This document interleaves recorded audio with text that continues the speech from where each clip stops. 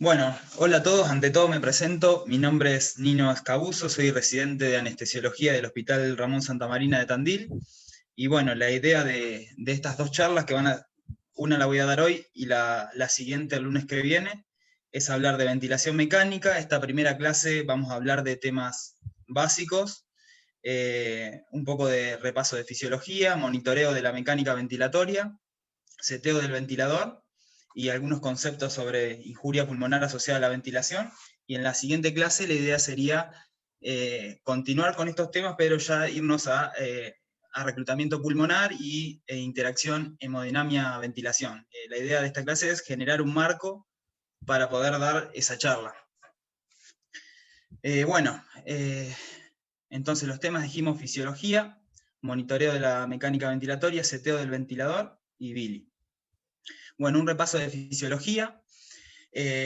Bueno, cuando hablamos de ventilación espontánea, hablamos de ventilación a presión negativa, ya que se requieren, a través de la contracción de los músculos inspiratorios, se genera un descenso de la presión intrapleural, la cual se transmite al compartimiento alveolar, generándose un gradiente entre la vía aérea superior a una presión atmosférica y el alveolo, que va a estar a una presión subatmosférica. En cambio, en la ventilación mecánica, se genera, es el ventilador el que imparte un volumen a una determinada presión que va a ser capaz de distender el parénquima pulmonar. Por eso podemos decir que la ventilación mecánica es la imagen especular de la ventilación espontánea. En cuanto a la presión transpulmonar, es la verdadera presión de distensión del parénquima pulmonar y está determinada por la presión alveolar y por la presión pleural. La presión pleural es negativa y no es uniforme a lo largo de todo el parénquima, a lo largo de todo el pulmón, sino que se presenta, es más negativa a nivel de los vértices que a nivel de las bases. Y esto determina que a nivel de los vértices exista una presión transpulmonar mayor y alvéolos con mayor sobredistensión y menor compliance, y por lo tanto mayor tendencia a sobredistenderse, que en las bases cuyos alvéolos están sometidos a una menor presión transpulmonar y por ende van a tener mayor tendencia al colapso. Entonces, esta diferencia que hay en la presión pleural a lo largo del pulmón se debe en parte al peso del pulmón, situación que cobra relevancia en condiciones de distrés respiratorio o edema pulmonar, donde la presión pleural a nivel de las bases se va a tornar menos negativa y por ende la presión transpulmonar va a ser menor y va a haber mayor tendencia al colapso. Y el otro fenómeno que interfiere en esta diferencia que hay en la presión de la presión pleural a lo largo del pulmón es la interdependencia tóraco-pulmonar, que es cómo interfiere las vísceras, cómo comprimen las vísceras a través de un diafragma que en anestesia se torna disfuncional, ya sea por la anestesia o por la relajación neuromuscular, y comprime las bases del pulmón, a la vez que aumentan la presión a nivel de la presión pleural a nivel de las bases, generando una presión transpulmonar menor, lo cual va a generar el colapso de las áreas dependientes del pulmón. En cuanto a la circulación pulmonar, vemos que a medida que el pulmón aumenta su volumen hacia capacidad pulmonar total, las resistencias de los vasos alveolares van aumentando su resistencia, y conforme aumenta el volumen pulmonar disminuyen las resistencias de los vasos extraalveolares, encontrándose un punto intermedio donde las resistencias vasculares pulmonares son menores, que estaría alrededor de la capacidad residual funcional. Por lo cual, para ir adelantándonos al tema, si nosotros ventilamos a los pacientes alrededor de la capacidad residual funcional en forma de péndulo, estaríamos trabajando con las menores resistencias vasculares pulmonares y por ende con la menor poscarga del ventrículo derecho. Bueno, en cuanto a algunos aspectos mecánicos del sistema respiratorio, tenemos que conocer dos espacios: el espacio muerto anatómico, que está constituido por la vía aérea de conducción y el tubo endotraqueal, que son espacios que, si bien reciben volumen corriente, no tienen capacidad para realizar intercambio gaseoso, y que en un adulto serían alrededor de 150 mililitros. Por otro lado tenemos el espacio muerto alveolar, que son todos aquellos alvéolos que, si bien están ventilados, no están adecuadamente perfundidos. Estos dos espacios conforman el espacio muerto fisiológico. Por otro lado tenemos dos capacidades, la capacidad residual funcional, que es el volumen de reposo del pulmón, y es el volumen que queda en el pulmón luego de una expiración normal, y la capacidad de cierre, que es el volumen por debajo del cual se produce el colapso pulmonar. Entonces, la relación entre estas dos capacidades van a determinar la presencia de colapso pulmonar y de shunt intrapulmonar. Entonces, si conocemos estos dos aspectos, el shunt y el espacio muerto, estamos conociendo parte de los dos enemigos que vamos a tener durante la ventilación mecánica. Bueno, cuando analizamos la superficie funcional del pulmón en relación a la edad y en relación a las diferentes situaciones, un paciente sentado, acostado y acostado bajo anestesia, vemos que a medida que aumenta la edad, va a ir disminuyendo la superficie funcional del pulmón, ya que va a ir aumentando la capacidad de cierre. Esta línea discontinua representa la capacidad de cierre y estas líneas continuas la capacidad residual funcional. Y vemos cómo con la edad va aumentando la capacidad de cierre y en algunas situaciones se sitúa por encima de la capacidad residual funcional. Por lo cual, en pacientes jóvenes rara vez presenten colapso, ya sea estando sentados, acostados o acostados bajo anestesia, pero en pacientes mayores va a haber más tendencia al colapso, ya que la capacidad de cierre va a superar a la capacidad residual funcional. Y en los neonatos sucede lo mismo que en los pacientes añosos, donde la capacidad de cierre es muy elevada y van a tener mayor tendencia al colapso. Bueno, dentro de las propiedades mecánicas del sistema respiratorio tenemos propiedades dinámicas, que son las que se observan con flujo mayor a cero. Dentro de estas tenemos a la resistencia, al flujo aéreo inspiratorio, representada por la vía aérea del tubo endotraqueal. Y por otro lado tenemos las propiedades estáticas, que son las que se observan con flujo igual a cero. Y dentro de estas tenemos la elastancia, que es la tendencia, es la sumatoria de las tendencias elásticas del pulmón, que tiende a colapsarse, y la caja torácica, que tiende a expandirse. Bueno, en cuanto a la resistencia, dijimos que está representada por la vía aérea y el tubo endotraqueal, entonces todo lo que altere estos dos componentes va a generar un aumento de las resistencias. Entonces, situaciones que pueden cursar con un aumento de la resistencia a la vía aérea pueden ser el EPOC, broncoespasmos, acodamiento del tubo, intubación endobronquial y tapones mucosos. Todo lo cual se va a traducir en un aumento de la presión pico en la vía aérea, que es la que refleja tanto el componente resistivo como el componente elástico. Por otro lado tenemos la elastancia, que es la tendencia que tiene el pulmón a colapsarse y que está determinada por la sumatoria de la elastancia del parénquima pulmonar, que tiende a colapsarse, y de la caja torácica, que tiende a expandirse. La elastancia relaciona una diferencia de presión con una diferencia de volumen. En este caso va a ser el volumen tidal. La inversa matemática de la elastancia es la compliance, y tenemos dos tipos de compliance.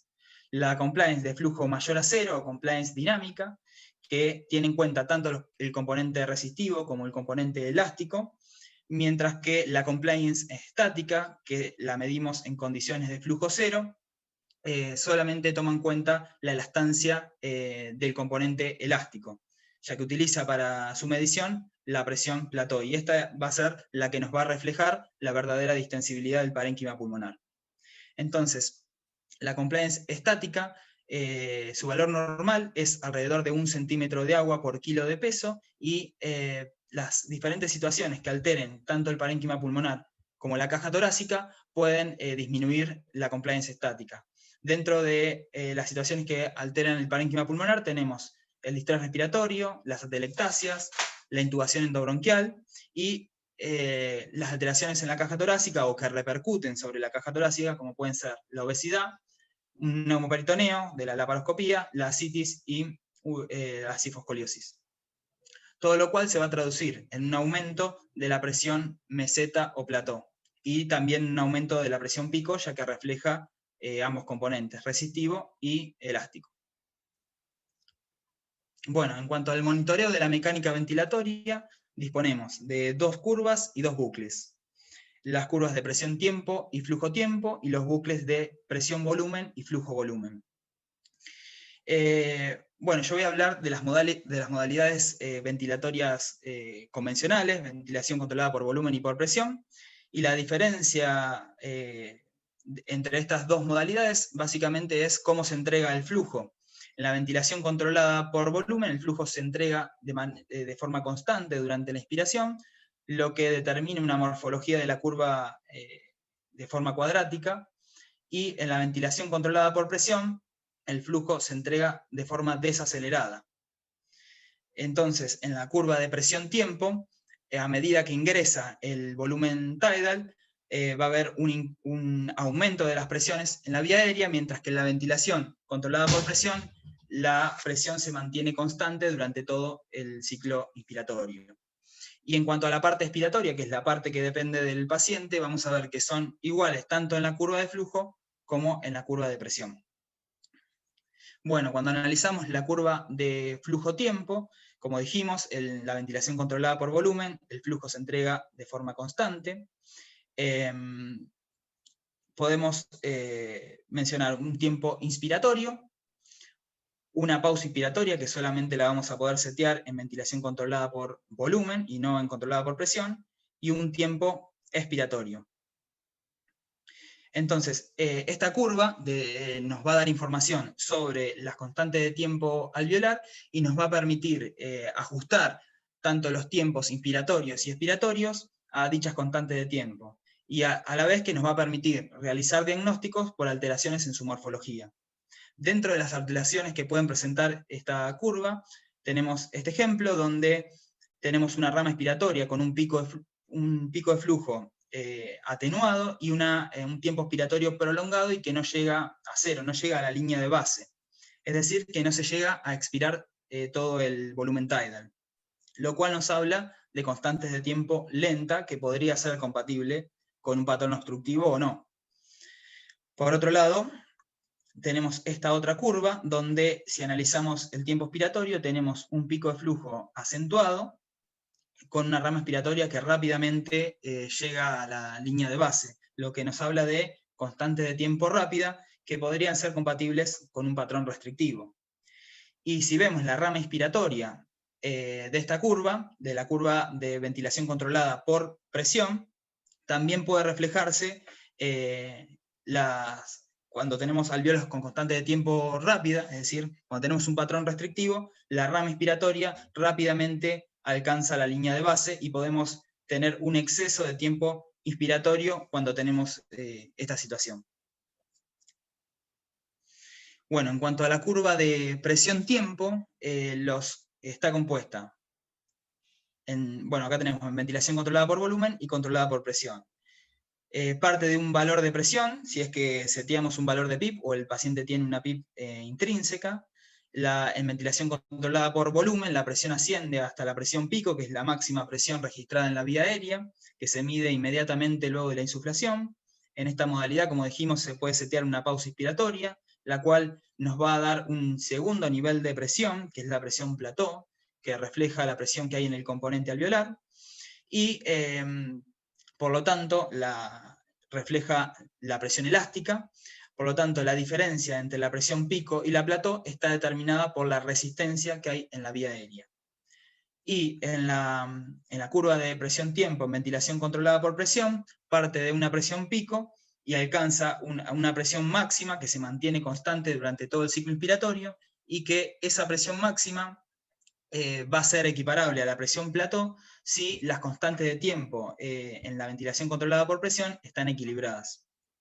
Bueno, dentro de las alteraciones que puede presentar esta curva, vemos en el gráfico de la izquierda una curva normal, en el gráfico de la derecha un aumento de la presión pico con una presión plató que se mantiene al nivel de la basal, por lo cual podemos decir que esta diferencia se debe a un aumento de las resistencias en la vía aérea, lo cual se traduciría en una curva de flujo-tiempo con una rama expiratoria con un pico de flujo atenuado y un tiempo expiratorio prolongado y que puede que no llegue a cero. Estamos hablando de alvéolos con constantes de tiempo lentas.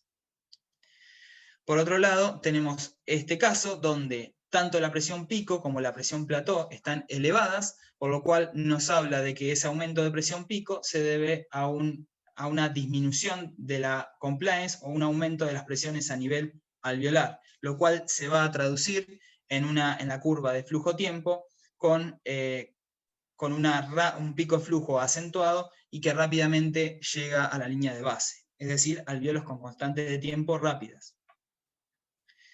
Bueno, a modo de simplificar la cuestión, ante un aumento en las presiones en la vía aérea, en ventilación controlada por volumen, si hay un escalón entre la presión pico y la presión plató, podemos hablar de un aumento de las resistencias en la vía aérea, y si no existe dicho escalón, podemos hablar de una disminución de la compliance.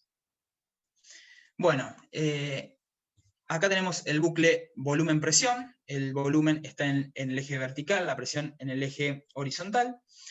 Consta de una rama inspiratoria, la cual toma la morfología de la curva de presión-tiempo en ventilación controlada por volumen, y toma una morfología recta de presión constante inspiratoria cuando ventilamos en ventilación controlada por presión. Luego consta de una rama expiratoria, y que van en contra de las agujas del reloj, parte de un nivel de presión, si es que seteamos un nivel de PIP, alcanza una presión pico o máxima necesaria para entregar el volumen TIDE. Cuando analizamos con más detalle este bucle, vemos que en este caso parte de una presión cero, es decir, que no hay una PIP seteada, por lo cual en este segmento los cambios de presión generan pocos cambios en el volumen, lo cual nos habla de una situación de baja compliance que podría ser compatible con colapso pulmonar. A partir de este punto de inflexión inferior, vemos que hay un segmento intermedio donde los cambios de presión generan grandes cambios en el volumen, por lo cual nos habla de una situación de buena compliance, y si seguimos vemos un área donde nuevamente los cambios de presión generan pocos cambios en el volumen, lo cual nos estaría hablando de una situación de baja compliance compatible con sobredistensión. Entonces, algunas alteraciones que pueden presentarse en este bucle: en el bucle de la derecha vemos una disminución de la pendiente, y vemos que se requieren grandes presiones para alcanzar el volumen tidal, por lo cual hablamos de una situación de baja compliance, en comparación a este otro bucle, donde la pendiente del bucle es mayor y se requieren menos presiones para alcanzar el mismo volumen. Bueno, en este caso vemos lo mismo. Una vez que se produce la insuflación, llega un punto en que los aumentos de presión ya nos generan cambios de volumen, lo cual nos está hablando de sobredistensión. Bueno, en cuanto al bucle flujo-volumen, tenemos el bucle en ventilación controlada por volumen y controlada por presión. Vemos en el eje vertical tenemos el flujo, en el eje horizontal tenemos el volumen, y tenemos la rama inspiratoria y la rama expiratoria, que va en sentido de las agujas del reloj. El flujo inspiratorio es constante en la ventilación controlada por volumen y es desacelerado en la ventilación controlada por presión. Y algunas alteraciones que podemos encontrarnos en este bucle son, por ejemplo, en este caso, acá tenemos un bucle normal, y en este caso tenemos una reducción del pico de flujo expiratorio con una concavidad o sacabocado en la rama expiratoria, lo cual nos habla de un patrón obstructivo. Por otro lado, podemos encontrarnos con una morfología de este tipo, donde tenemos un pico de flujo expiratorio marcado y una rama expiratoria que rápidamente retorna a la línea basal, lo que nos habla de constantes de tiempo alveolar rápidas compatibles con un patrón restrictivo. En conclusión, la ventilación controlada por volumen administra el flujo de manera constante, controla el volumen, pero no controla la presión, la cual va a estar determinada por la impedancia del sistema respiratorio de nuestro paciente. Tiene más información, nos brinda más información en cuanto al monitoreo, a través de las curvas flujo-tiempo, presión-tiempo, y los bucles presión-volumen y flujo-volumen. Es ideal para ventilar adultos, y habría un riesgo de bolo y barotrauma. Mientras que en la ventilación controlada por presión, administra el flujo de forma decreciente, controla la presión, pero no controla el volumen, el cual va a estar determinado por la impedancia del sistema respiratorio de nuestro paciente. Tiene menos información en cuanto al monitoreo, es ideal para ventilar pediátricos, ya que tienen altas resistencias en la vía aérea y los tubos endotraqueales pequeños, y tiene el riesgo de hipoventilación ante cambios en la compliance del sistema respiratorio de nuestro paciente. Bueno, en cuanto a seteo del ventilador, nosotros antes de conectar el paciente al ventilador vamos a realizar un seteo inicial, el cual va a estar basado en parámetros antropométricos y en parte va a ser algo arbitrario, ya que no vamos a conocer la mecánica ventilatoria que presenta nuestro paciente. Y luego la idea es pasar de este seteo inicial a un seteo individualizado una vez que conectemos al paciente al ventilador y tengamos información sobre su mecánica respiratoria. Y entender que este seteo individualizado es un proceso dinámico, el cual se va a ir modificando a lo largo del intraoperatorio conforme cambien las características mecánicas de la ventilación de nuestro paciente. Entonces, en el seteo inicial nosotros seteamos un volumen tidal, que lo hacemos en base a parámetros antropométricos que predicen el tamaño anatómico del pulmón de nuestro paciente, y seteamos frecuencia respiratoria, relación IE, PIP y fracción inspirada de oxígeno, que en principio son algo arbitrarias ya que no conocemos la mecánica ventilatoria de nuestro paciente. El volumen tidal deberíamos setearlo en base al peso ideal o al peso corporal predicho. Ambas fórmulas están avaladas por la bibliografía y contemplan tanto la talla como el sexo, que serían los dos parámetros que más correlación tienen con el tamaño anatómico del pulmón de nuestro paciente. Pero deberíamos evitar setear volúmenes tidal a peso real, ya que esto nos llevaría a sobreestimar el volumen que administramos a un paciente obeso y a infraestimarlo en un paciente delgado pero alto. Entonces, en cuanto a cuánto volumen tidal utilizar, la mayoría de los mamíferos manejan un volumen tidal de 6 mililitros, por encima de 10 sabemos que genera injuria pulmonar, por lo cual entre 6 y 8 mililitros kilo de volumen tidal sería lo más aceptable, siempre en peso teórico predicho o peso ideal. Y en ventilación unipulmonar, 4 a 5 mililitros kilo sería lo más aceptable, ya que estamos ventilando la mitad del parénquima pulmonar. En cuanto a la PIP, tenemos que entender que es un recurso que nosotros utilizamos durante la aspiración para evitar el colapso alveolar. Entonces, de ninguna manera la PIP va a generar la apertura pulmonar, ya que esta es un fenómeno inspiratorio. ¿Cuánta PIP debemos utilizar?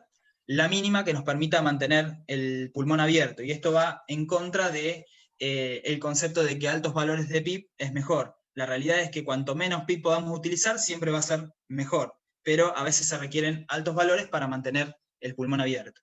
Entonces, ¿con qué valor de PIP iniciar la ventilación? Si apelamos a la fisiología, sabemos que la presión de perfusión de los capilares alveolares está entre 7 a 12 milímetros de mercurio. Si pasamos estos 7 milímetros de mercurio a centímetros de agua, que es como nosotros manejamos el ventilador, tenemos que equivale a 5 centímetros de agua, por lo cual iniciar la ventilación con una PIP de 5 sería aceptable y nos aseguraríamos de no generar el colapso de los capilares pulmonares. Y después individualizar el valor de PIP acorde al paciente y a la cirugía a través de una maniobra de reclutamiento y titulación de PIP. Entonces, ¿cuál es la PIP óptima? Es aquel valor de PIP que por un lado evita el colapso, por ende está por encima de la presión de cierre, y por otro lado evita la sobredistensión y el colapso de los capilares pulmonares. ¿Y cómo hallamos ese valor? A través de una maniobra de reclutamiento y titulación de PIP, de lo que vamos a hablar en la siguiente clase. En cuanto a la fracción inspirada de oxígeno, ¿cuánto debemos utilizar? Bueno, esto ya sabemos que debemos utilizar la mínima que nos permita mantener la saturación basal del paciente. Utilizar altas fracciones inspiradas de oxígeno van a enmascarar el problema de base del paciente, a la vez que van a perpetuar la generación de atelectasias por reabsorción y van a generar daño por hiperoxia. En este trabajo se estudiaron altas fracciones inspiradas de oxígeno en cirugía abdominal, y lo que se vio es que los pacientes que eran ventilados con altas fracciones de oxígeno, tanto en cirugía oncológica como no oncológica, tenían mayor morbimortalidad. Bueno, una vez que realizamos el seteo inicial, lo que debemos hacer es ir a la curva de flujo-tiempo y evaluar cómo están las constantes de tiempo alveolar de nuestro paciente. En el primer caso, las constantes de tiempo están equilibradas, pero nos puede pasar esta situación donde la rama expiratoria no alcanza a llegar a cero y ya se inicia la inspiración siguiente. Por lo cual, acá se está generando un atrapamiento aéreo que en los ciclos sucesivos va a contribuir a la generación de autopip. Por lo cual, en esta situación, lo que deberíamos hacer es prolongar el tiempo expiratorio y permitir que la rama expiratoria llegue a la línea a cero. Por otro lado, podemos tener esta otra situación, donde tenemos un tiempo expiratorio excesivo y un tiempo muerto entre el final de la expiración y el inicio de la expiración siguiente. Y este tiempo se lo estamos robando a la expiración, la cual se va a tener que administrar con un mayor flujo y por ende se van a levantar mayores presiones, y en ese tiempo los alvéolos son susceptibles a colapsarse. Por otro lado, en cuanto al tiempo inspiratorio, en la ventilación controlada por volumen no es necesario que llegue a cero, ya que el flujo es constante. Pero en la ventilación controlada por presión, sí debemos asegurarnos de que la rama inspiratoria llegue a cero, ya que si administramos un tiempo inspiratorio insuficiente, no nos va a alcanzar para administrar el volumen tidal deseado. Lo mismo sucede en esta situación, donde hay un tiempo inspiratorio excesivo, y este tiempo se lo estamos robando a la expiración siguiente, y los alvéolos pueden colapsarse en este tiempo muerto. Bueno, en cuanto a la frecuencia respiratoria va a depender, por un lado, del volumen minuto que queremos administrar, en base a la demanda metabólica que tenga nuestro paciente, y teniendo en cuenta que el volumen minuto va a estar determinado por el volumen tidal y la frecuencia respiratoria, y el volumen tidal nosotros estamos seteando entre 6 a 8 mililitros kilo, vamos a tener que modificar la frecuencia respiratoria para lograr alcanzar ese volumen minuto. Pero por otro lado, también tenemos que tener en cuenta que las modificaciones que hagamos sobre la frecuencia respiratoria van a impactar en los tiempos inspiratorios y expiratorios. Si aumentamos la frecuencia respiratoria, estos tiempos se van a cortar y pueden ser que no se lleguen a equilibrar las constantes de tiempo alveolar. Por lo cual, tenemos que encontrar un balance entre la frecuencia respiratoria y la relación inspiración-expiración que nos permita mantener un volumen minuto y tener equilibradas las constantes de tiempo alveolar de nuestro paciente. Bueno, en cuanto a la pausa inspiratoria, varias bibliografías mencionan que la pausa inspiratoria mejoraría la eficacia de la ventilación al homogenizar la distribución de la ventilación entre alvéolos con constante de tiempo lenta y con constante de tiempo rápida. La realidad que lo único probado en relación a la pausa inspiratoria es que por capnografía volumétrica se vio que disminuye el espacio muerto anatómico, y por lo tanto sería una de las medidas que nos permitiría controlar la hipercapnia sin modificar el volumen tidal y la frecuencia respiratoria. Bueno, en cuanto a la driving pressure, es la diferencia de presión que permite el ingreso de volumen corriente, y está determinado por la presión meseta, que es la máxima presión a la que están sometidos los alvéolos, menos la PIP, que es la mínima presión a la que están sometidos los alvéolos. Y nos da idea del tamaño funcional del pulmón. Por lo cual, en este artículo de Amato en el 2015, se demostró que la driving pressure es el principal determinante de las complicaciones pulmonares postoperatorias y la morbimortalidad. Entonces, cuando analizamos qué driving pressure utilizamos en ventilación espontánea, vemos que manejamos alrededor de 3 a 5 centímetros de agua, y en una inspiración forzada puede llegar hasta 10. Un límite seguro sería manejar una driving pressure entre 10 y 15 centímetros de agua. Pero por encima de 15 centímetros de agua sabemos que ocasionamos daño pulmonar y que debemos tomar una conducta terapéutica. Entonces, en este trabajo que mencioné anteriormente, se demostró que valores de driving pressure por encima de 15 centímetros de agua se asocian a un aumento de la mortalidad. Por lo tanto, el nuevo objetivo en ventilación protectiva es mantener una driving pressure por debajo de 15 centímetros de agua. Bueno, entonces dijimos que nosotros hacíamos un seteo inicial de 6 a 8 mililitros kilo de peso ideal o peso corporal predicho, pero luego ese volumen tidal debemos ajustar, y que esto nos predecía el tamaño anatómico del pulmón, pero luego debemos, durante el seteo individualizado, ajustar ese volumen tidal de acuerdo a la driving pressure, que nos predice el tamaño funcional del pulmón. En cuanto al volumen minuto, como dijimos, debemos utilizar el volumen minuto necesario para mantener la demanda metabólica y mantener un end-tidal de entre 40 a 45 milímetros de mercurio, y siempre prefiriendo frecuencias respiratorias más altas con volúmenes tidal más bajos, siempre y cuando las constantes de tiempo alveolar nos lo permitan. Entonces, las premisas en ventilación protectiva van a ser ventilar entre 6 a 8 mililitros kilo de peso corporal predicho o peso ideal, mantener una presión plató por debajo de 28 centímetros de agua, utilizar PIP.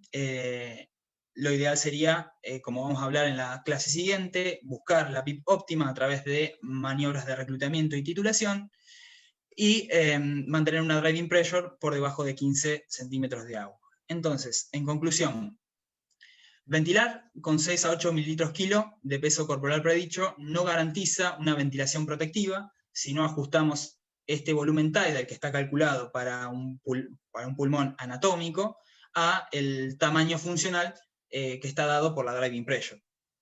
Por otro lado, la PIP es un recurso expiratorio que evita el colapso, de ninguna manera va a permitir la apertura pulmonar. La curva flujo-tiempo nos permite equilibrar las constantes de tiempo alveolar, por lo cual siempre tenemos que asegurarnos de que la rama expiratoria llegue a 0 y no haya atrapamiento aéreo y autopip. Por otro lado, titular el volumen minuto para mantener un end-tidal de entre 40 a 45 milímetros de mercurio, prefiriendo siempre frecuencias altas y volúmenes tidales más bajos, y todas estas variables van a apuntar a disminuir la driving pressure por debajo de 15 centímetros de agua. Bueno, algunos conceptos sobre injuria pulmonar asociada a la ventilación. Bueno, y antes de hablar de este tema, tenemos que preguntarnos si tiene algún impacto la ventilación que nosotros hacemos en nuestros pacientes en quirófano. Entonces, para eso les traigo esta revisión sistemática y metaanálisis, en la cual los diferentes trabajos demostraron una incidencia de complicaciones pulmonares posoperatorias entre 6 a 10%, y los pacientes que se sometían a cirugía abdominal y torácica y no presentaban injuria pulmonar asociada a la ventilación tenían una mortalidad de 1.4%, mientras que aquellos pacientes que se sometían a cirugía abdominal y presentaban injuria pulmonar asociada a la ventilación tenían una mortalidad del 25%, mientras que aquellos que se sometían a cirugía torácica con lesiones pulmonares asociadas a la ventilación tenían una mortalidad del 40%.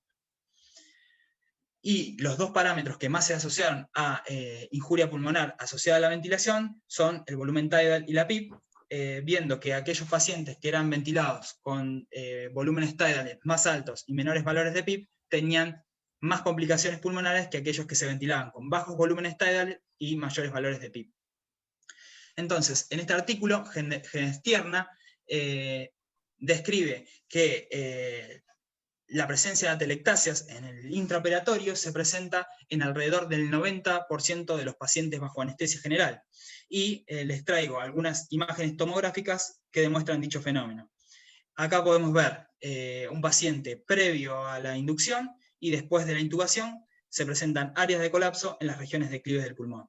Por otro lado, acá podemos ver una secuencia desde antes de la inducción y durante el intraoperatorio cómo se presentan áreas de colapso en las regiones declives del pulmón. Y por otro lado tenemos la evidencia histológica. Acá tenemos tres tipos de alvéolos. Los alvéolos tipo 1, que mantienen su diámetro tanto en inspiración como expiración. Los alvéolos de tipo 2, que en expiración están abiertos, pero en inspiración se sobredistienden. Y los alvéolos de tipo 3, que en inspiración están abiertos, pero en expiración se colapsan, para volver a abrirse en inspiración, fenómeno conocido como reclutamiento tidal. Y acá tenemos un preparado de pulmón de oveja bajo anestesia general, donde vemos el área de transición entre un pulmón aereado y un pulmón que presenta colapso pulmonar. Entonces, este colapso alveolar se da básicamente por dos mecanismos. Por un lado, las atelectasias por reabsorción, las cuales requieren tres condiciones. Por un lado, FiO2 alta, un alvéolo con la vía aérea cerrada y un vaso que perfunda ese alvéolo. Y por otro lado tenemos las atelectasias por compresión, que se darían en anestesia por el fenómeno de interdependencia tóraco-abdominal, donde las vísceras abdominales comprimen las zonas de declive del pulmón a través de un diafragma que se torna disfuncional por la anestesia y los relajantes neuromusculares, y eso lleva al colapso de las áreas declives del pulmón. Entonces, este colapso pulmonar no solo afecta a los alvéolos, sino que también afecta a la pequeña vía aérea, condicionando un patrón respiratorio restrictivo con una disminución de la capacidad residual funcional. Y dentro de los factores que influyen en la generación de este patrón respiratorio restrictivo, tenemos factores anestésicos, como pueden ser la preoxigenación y la relajación muscular, factores quirúrgicos, como el neumoperitoneo y la posición de Trendelenburg, y factores del paciente, como pueden ser la obesidad, la hipertensión abdominal y la patología respiratoria previa del paciente. Entonces, como consecuencia de esto, se genera, tanto en el intra como en el postoperatorio, hipoxemia, que si se traduce a una disminución de delivery de oxígeno puede generar hipoxia tisular, neumonía, producto del éstasis de secreciones a nivel de la vía respiratoria, injuria pulmonar asociada a la ventilación, cuyos dos exponentes son la sobredistensión y el reclutamiento tidal, y producto de la injuria pulmonar asociada a la ventilación se generan mediadores inflamatorios, los cuales generan daño tanto en el epitelio alveolar como en el endotelio, y que puede generalizarse a otros órganos, fenómeno que conocemos como biotrauma. Entonces, en este gráfico vemos, por un lado, un alvéolo normal, y por otro lado, un alvéolo con injuria pulmonar asociada a la ventilación. En este caso tenemos un alvéolo sobredistendido, que esto va a generar un estrés parietal, un aumento de la tensión a nivel parietal del alvéolo, lo cual genera un daño alveolar. Y por otro lado, si esta situación genera un colapso capilar, se va a traducir en un aumento del espacio muerto. Por otro lado tenemos este otro alvéolo que se abre en inspiración, pero se colapsa en expiración, fenómeno conocido como reclutamiento tidal, lo cual va a generar un strain pulmonar cíclico, es decir, un grado de deformación que sufre ese alvéolo durante el ciclo respiratorio, en los ciclos sucesivos, lo cual va a generar un daño de ese epitelio alveolar, y por otro lado, estas unidades alveolares que están perfundidas no están adecuadamente ventiladas, por lo cual va a generar un shunt intrapulmonar. Entonces, tanto ese estrés como strain pulmonar van a determinar la liberación de mediadores inflamatorios que van a generar un daño tanto a nivel del epitelio alveolar como del endotelio vascular, condicionando una lesión epitelio-endotelial propia del biotrauma. Entonces, dentro de los determinantes de la bili, mencionamos la sobredistensión y el estrés parietal que sufre el alvéolo, el reclutamiento tidal con el strain que genera, todo lo cual lleva al biotrauma, y por otro lado podemos mencionar otros dos determinantes, la frecuencia respiratoria, que es cuántas veces se ejecuta este mecanismo por unidad de tiempo, y el flujo inspiratorio, que sería la velocidad con la que se ejecutan estos mecanismos durante el ciclo respiratorio, durante la expiración. Entonces, como consecuencia de esto, va a llevar a deterioros del intercambio gaseoso y alteraciones en la relación ventilación-perfusión, espacio muerto y shunt, deterioro de la mecánica ventilatoria, ya que se van a generar altas presiones para ventilar a nuestro paciente, lo cual va a llevar a un deterioro hemodinámico debido al aumento de la presión intratorácica y la restricción al llenado que van a tener sobre todo las cavidades derechas, temas que vamos a abordar con mayor detalle en la clase que viene, y las complicaciones pulmonares postoperatorias producto de ese estrés y strain pulmonar cíclico y el biotrauma. Bueno, dejamos hasta acá y bueno, en la próxima vamos a seguir con la otra parte de reclutamiento, interacción, hemodinamia, ventilación. Bueno, muchas gracias. Muy bueno, Nino. La verdad que muy claro y muy completo y lo hiciste muy didáctico. Así que me encantó. No sé, si tenés, mira,